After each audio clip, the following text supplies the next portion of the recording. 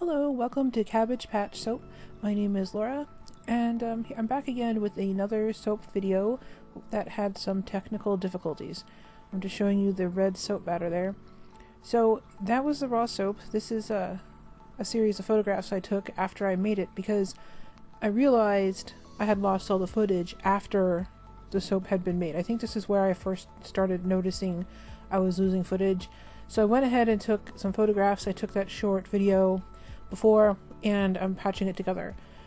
This soap I made with a little bit of activated charcoal, so it has a little bit different ingredients than my other soaps, but it is still vegan. It has a very fiery scent to it, I guess. It has, it smells like I don't know, like the fire you'd have in a cabin, like if you're in a warm cabin and you've got a fire going, and that's what it smells like to me. So I decided to call this one Cabin Fever. And on the top of it there I have some yellow or gold holographic glitter that's biodegradable. I thought it was pretty. It looks like little sparks of fire coming off of the flames. I did manage to recover the footage of me slicing it, which is what you see here. So this is me cutting the soap, and this is what it looks like on the inside. I think it's really pretty. The red is really vibrant.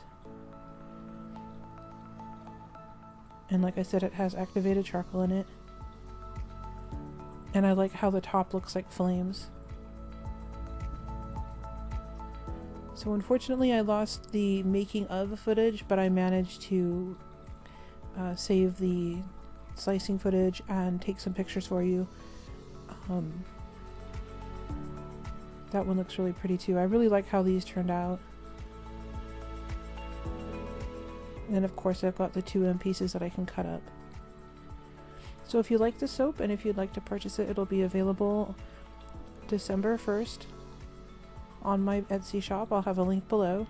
Thank you for watching. Please consider giving it a like and subscribing to my channel if you'd like to see more, and have a wonderful day.